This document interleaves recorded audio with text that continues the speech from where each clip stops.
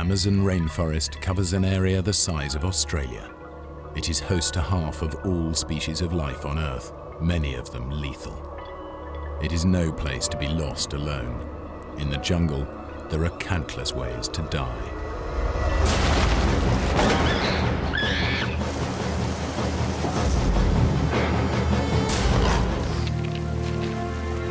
I was no longer thinking about Yossi, I was thinking about my life. I didn't have anything left. So now I was trying to save my life. And that's what I did. That night, the fear was so big that every minute, every little thing I'll hear, I'll just jump and I'll start looking around to make sure there's no animal coming.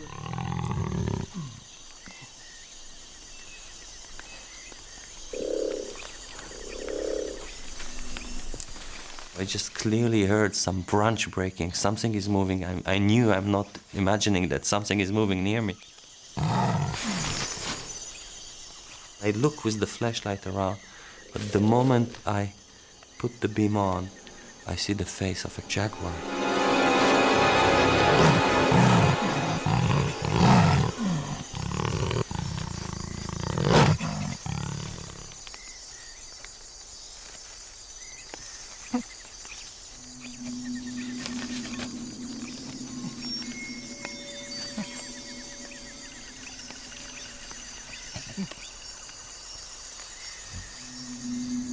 I had a cigarette lighter and I had a can of repellent.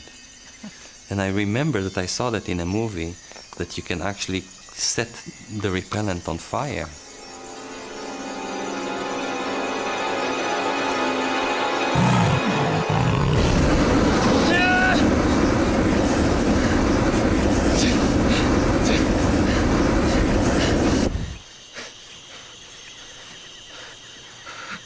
The flame died, and there was no jaguar, like I managed to scare him. I sat there for the rest of the night, and I started crying and screaming and trembling. It was consuming, that fear. Yossi heads for the mining camp at Curry Playa. From there, he will pick up the trail to the village of San Jose and safety.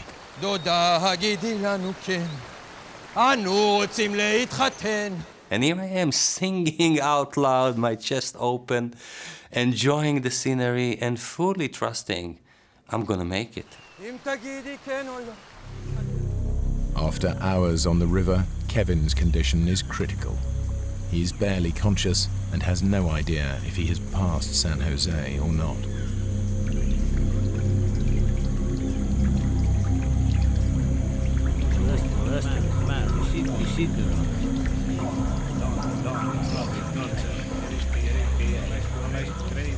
All of a sudden, I see a canoe. The current is swift, so it's taking me downriver quite a ways.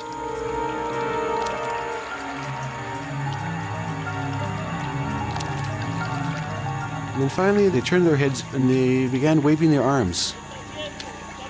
Like this, like downriver, downriver. So I let go of the branch I'd been holding on to, and I began swimming towards the shore. When they approached me, they asked two questions. They asked me if I was lost, and then they asked me if I was hungry. It was kind of funny. Yossi pushes on towards the old mining camp.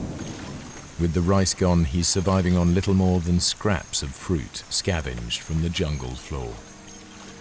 I just made it a rule. I'm not gonna lose the river again.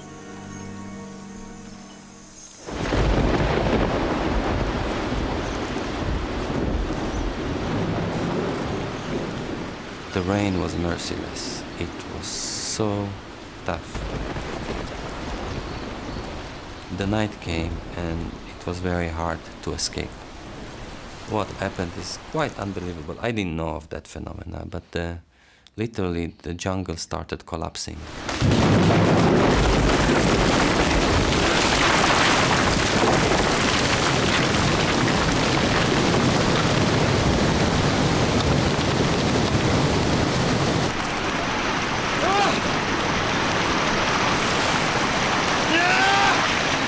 me seconds to understand, but by the time I understood, it was too late.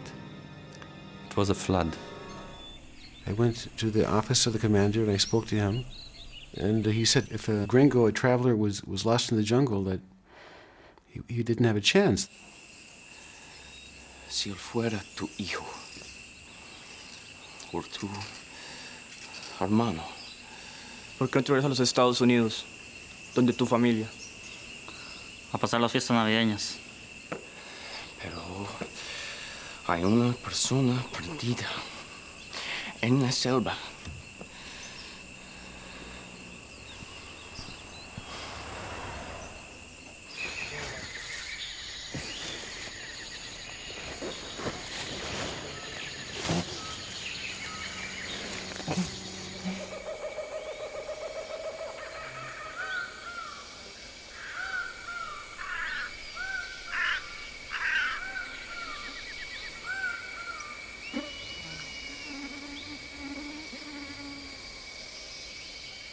Something bit me. It was a strong bite. And I can feel it's like a termite, an ant. And then another bite, and then another bite. And then I attracted a nest of termites.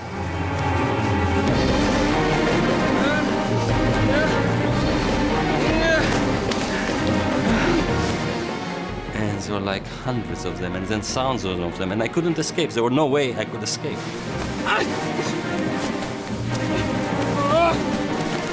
But the worst horror was the ray of light hitting a red carpet, you know, like everything around me. 5-6 meters around me, everywhere. It was all red and moving. My body was like a colander. There was no place in my body that wasn't bleeding. And I just had to escape now. And I stood on my feet and I kept on walking.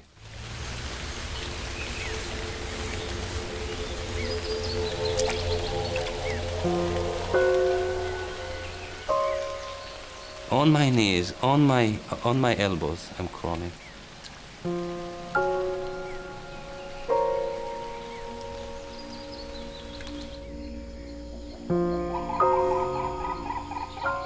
Suddenly I started seeing a few things that I recognized, and it was actually Kuriplaya. I went all the way back to that deserted mining camp, but the mining camp wasn't there anymore. The flood took everything.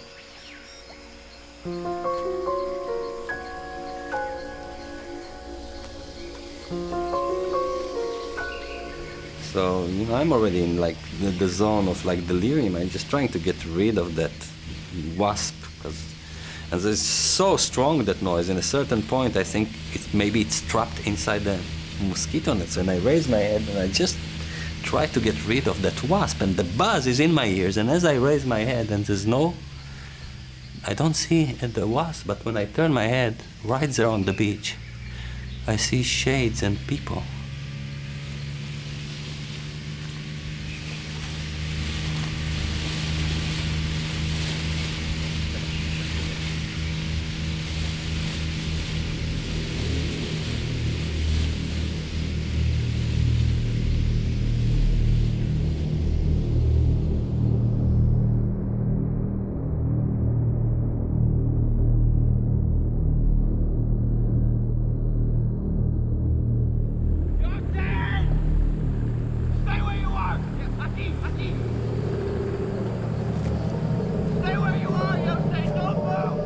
I mean, it's like at that stage, I don't know what's going on. Just, you know, like Kevin, like flesh is already there, and I'm collapsing in his arms, and we just hold each other and hold each other. It's now just emotion. We cry and cry and cry.